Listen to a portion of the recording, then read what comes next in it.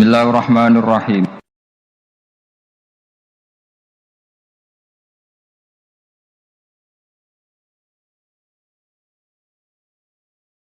Sampeyan yakin pangeran niku kondang.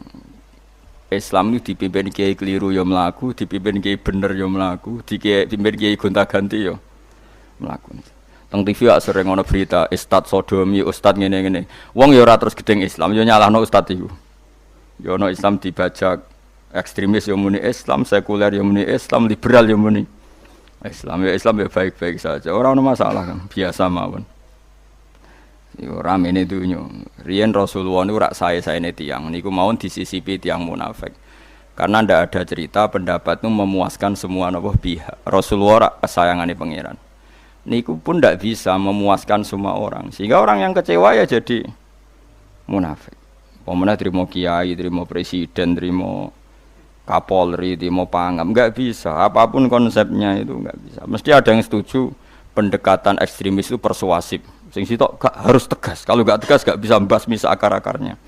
Sing jare persuasif, nak tegas mereka dendam malah kacau negara. Sing sitok kalau enggak tegas mereka ngelamak. Ini kan ra iso selesai. Akhirnya nyelesaino aku sing pimpinan nurut. Akhirnya sing pendapatnya gak tinggung. Nurut ya nurut mergo dipecat tapi terus balelo sithik. Balelo apa? Sithik-sithik. Masjid ge ngoten nasibe, kiai ge ngoten. Kulo nek ndek murid kuatah, ndek santri kathah sing kiai ge kathah. Wono kiai niku sowan kula, Gus, masjid iku ape nganakno zikir Ramadan. Dadi 24 jam full mulai bar subuh sampai sahur. Saking semangate ibadah Ramadan. Terus ibadah ning dia muni takok, ya teng masjid. Dadi masjidé ben makmur, terbaik masjid makmur. Tak omongi. Lah apa ngarit itu ora ibadah. Apa dadi satpam mergawe iku gak ibadah. Apa nyupir angkot golek nafkah ibadah. Kiai kok goblok ra karuan. Ayo muni ngono. Astagfirullah, iki ora urusan iku, Gus. Ya urusane mergo ke takmir dadi ben keren, pas ke takmir masjidé rame ngono. Berarti sing nama baike kan kowe. Nek pengiran ra butuh iku, pengiran kepingine seorang bapak golek nafkah. Anake kepingine sekolahan ya satpam teko, ora teko alasane itikaf. Kepingine pangeran ya bis sing tetep jalan, dadi wong sing nyetop iku ana bis aja kok mandek mergo itikaf ayo mending. Kecewa lho. Wis bae ku piye dicapik ra dukung. Padahal mek kula yo nyucup yo hormat, tapi tetep gremeng mergo idenya enggak keturutan. Ya kula yo ngerti rai-rai ngono iku yo biasa wae cara kula biasa. Tapi suwe-suwe yo sadar den. Bareng ngajak wong do ora gelem. Akhirnya sadar. Jebule ngandel jeneng nganggo sembang kula yo suwe wong luwih ngandel aku timbang kowe. Lah bento tapi ngandel kowe ya. Wong aliran sesat ta.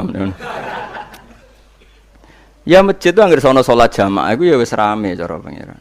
Ora perlu rame banget. Nak rame banget terus bakal pentol leren, satpam leren, supir angkot leren. Nah iku jek sepele. Dokter leren. Wong ape lara. Ape lara ape berobat ra iso. Nak larane emergensi astagfirullah minamikum taqabbal ya karim. Sajane semburu leren maling leren, copet leren. Iku apik nek iso ngumpul iku. Makanya ngaji itu ngambil wong alim kan, karena orang alim itu yang tahu duduk perkaranya agama. Seorang lagi yang tahu duduk perkaranya agama. Nabi itu kalau ngendikan itu sampai sahabat itu gak bisa menampung. Kadang menyebut kebaikan satu majelis sampai 63 sampai 70. Misalnya Nabi ngendikan al imanu bid'un wasituna bid'ah. Iman itu ada 63. Terus nyebut terus. Pertama ngendikan a'la la ilaha illallah, tertinggi adalah kalimat tauhid. Wa adnaha imatatul adza ani thariq, terendah adalah menyingkirkan hal-hal yang mengganggu yang apa? Mukmin atau mengganggu jalan. Terus ngendikan seperti itu. Sehingga pernah suatu saat Rasulullah itu ngaji di masjid. Rasulullah ora trimo kiai, Rasulullah. Rasulullah itu ngaji di masjid. Nabi kalau ngaji di masjid itu memang di teras jadi terbuka. Terus ada pemuda santai dengan santainya nggo pacul, ngliwati Nabi ngaji diliwati. Nggo pacul. Ya santai. Singkat cerita semua sahabat itu mencibir. Celaka betul pemuda itu. Ada Rasulullah ngaji tidak ikut tapi dia berlalu saja bawa cangkulnya. Kata Nabi, kamu jangan komentar demikian. Jika dia kerja menafkahi ibunya yang lemah atau anaknya yang lemah, dia juga ibadah dan itu juga sunnahku. Akhirnya sahabat mereka sadar. Jadi untuk meramaikan Islam itu tidak harus semuanya ngaji di masjid. Yang apa kerja ya ben kerja. Yang penting ora dadi germo. Ora pengedar narkoba itu. Nah, itu ora kerja Kang, perusakan. Jadi sebetulnya orang tuh nggak bisa mengatakan kerja mau pengedar rekan narkoba itu ndak, pengrusakan tuh namanya. Tapi kayak adol pentol terus hal-hal yang halal itu namanya apa? Kerja. Dan kerja itu ibadah. Efek dari pikiran ulama yang seperti ini, akhirnya masjid daerah ulama itu sepi-sepi. Mergo ngomong ngono terus wong wae nak ngono ora perlu ning masjid. Lah iku kesimpulane sing salah. Kok terus kesimpulannya nak ngono ora perlu ning masjid bar saiki. Maksudnya orang ngono sing di aktivitas nggih monggo. Nek sing ada aktivitas timbang turu ning omah kene aduk ibadah ning masjid aja aduk turu ning masjid. Nah, akhirnya daerah-daerah tertentu sing akeh ulama mesti masjidnya sepi, tak jamin. Jajal gitu delok ning Rembang. Oh, tambah sepi. Karena ulama cara berpikir, jong kerja ya ibadah, ngernet ya ibadah, mulang ya ibadah. Akhirnya mau masjid pas tarawih. Iku wae golek sing cepet. Tapi kunane kuno, Nabi sekalipun itu yang namanya orang yang mendengar tetap ada yang menolak. Konsep perang di luar kota itu kan secara teori militer itu rasional. Bikin kontak ya rasional. Tapi orang yang berpendapat tadi, ya Rasulullah kita di rumah saja, itu ya gelo. Kayak tadi orang yang ingin memakmurkan masjid kemudian kan saya seperti itu ya gelo. Kalau pikiran saya suatu saat dia sadar, intinya sadar, terus sowan saya sadar. Karena ya muridnya ada murid beda angkatan ya, dia semi-semi teman sama saya. Tak omongin ngene, Cong kowe nak pancen seneng masjid tenan, masjid iku aja dadi problem bagi umat. Misalnya gini, aja sampai kenapa ora nyupir angkot demi nak mirno masjid, kenapa ora tugas satpam demi makmurno masjid. Berarti masjid ini menjadi problem penghalang dari sistem sosial ekonomi. Kowe seneng masjid darani problem. Kowe seneng masjid dianggap kambing hitam. Ya sudah, sholat jamaah saja, sholat jamaah di masjid. Terus yang nganggur-nganggur ya ke masjid. Tapi kalau yang sibuk ya monggo, asal itu halal ya ibadah. Ketika Nabi setiap aktivitas muslim asal halal itu apa? Ibadah. Makanya kita harus. Nah, tapi kan pendapat seperti ini itu kan kadang dibantah juga. Tapi ki Ramadan Gus tahun pisan, mosok njenengan ra setuju. Tak bukti kalau dia hadun nafsi tak tes. Ya wis aku setuju, syaratnya ketuane takmir ra kowe. Dadi masjid rame pas kowe ra ketua takmir. Isen deh karena dia ingin punya prestasi. Berarti sawang wow pas dia ketua takmir hadun nafsi enggak? Hadun nafsi pasti dia itu cari. Ya jajal pengajian sing gede-gede. Mergo pengurus takmire kok pengen pas era dekne tahu pengajian geden. Pas gak pengurus takmir terus ana pengajian geden. Lah opo rame-rame bareng. Padahal orangnya sama. Nah itu ulama itu tukang ngomong seperti itu. Mungkin menyakitkan, tapi ulama itu terus ngomong seperti itu supaya agama ini dibawa berdasar ikhlas, bukan hadzun nafsi, bukan kepentingan pribadi. Tapi tentu ulama tetap ngomong iktikaf ya sunat baik, kerja ya baik, amal lainnya asal baik ya baik. Ngomong gitu terus. Tapi kan mangkel loh akhir ulama, karena bagi pengurus masjid baik itu pas Ramadan ya masjidnya rame. Bagi yayasan yatim piatu amal ape ya dikekno yayasan yatim piatu. Bagi KBIH, bagi travel amal apik ya umroh. Ya ora. Lha tenan kula raguyen. Mana mungkin travel umroh dalil kowe nek ade dhuwit luwih kekno cah yatim, kekno masjid, gak payu travel.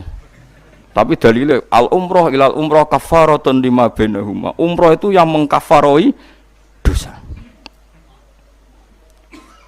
Jadi dan itu kersane Allah, orang macam-macam pikirannya kersane Allah dan baik-baik saja. Dunia diokal-akali itu ya baik-baik saja. Allah ya tenang aja tetap sugih. Cuma ulama harus ngomong seperti saya. Jadi karena keterbatasan manusia sehingga yayasan yatim piatu mesti ngomong seakan-akan ibadah terbaik yang nyumbang yatim piatu. Nanti yang di travel ibadah terbaik ya sowan Nabi umroh. Nanti sing jamaah thariqah ya ibadah terbaik itu thariqah. Semua dan itu semuanya baik gak masalah, kita tidak masalah. Tapi kalau memaksa orang lain harus seperti itu dan mengkerdilkan kebenaran hanya surahnya gambarannya seperti itu, kita sebagai ulama harus melawan. Karena Nabi dawuh kebaikan itu sekian jumlahnya. Terus Nabi menyebut di satu majelis itu 60. Sampai yang diantara yang disebut itu nganti ana sing jorok. Wa fi buti ahadikum sedekah. Kowe ngeloni bojomu iku sedekah. Sampai sahabat takok, "Ya Rasulullah, masa urusan gitu ibadah?"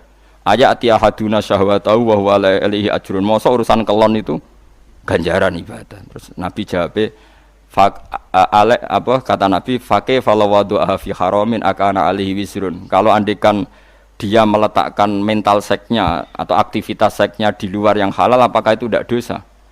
Iya ya Rasulullah. Terus kata Nabi wa kadzalika, begitulah kalau diletakkan di halal dia juga dapat apa paha. Terakhir Nabi ngendikan takufu syarraka anin nas fa innaha shadaqatun minka ala nafsik. Jika kamu itikaf di masjid tidak bisa, adol pentol tidak bisa, jadi satpam tidak bisa, aktivitas sosial yang menguntungkan orang lain tidak bisa. Takufu syarraka anin nas. Yang penting kamu tidak berbuat buruk yang merugikan manusia. Sehingga sampai ada riwayat dari orang sufi, ibadahnya orang zaman akhir itu tidur. Karena anak tidur itu gak ganggu wong. Iya. Paling bojo tok sepeten. Tapi kan yo nyopet yo ora, zina yo ora, ndelok wong ayu yo ora. Nah, itu sampai Nabi terakhir nyebut. Dari sekian kebaikan tuh kalau enggak mungkin kata Nabi takufu syarraka anin nas fa innaha shadaqatun minka ala nafsik. Sementing kamu tidak melukai atau merugikan orang apa? Sehingga misalnya ulama kok ngerti ada orang tidur di rumah, wong apik, gak ganggu wong. Ana bajingan mati, wong apik, ora iso bajingan meneh.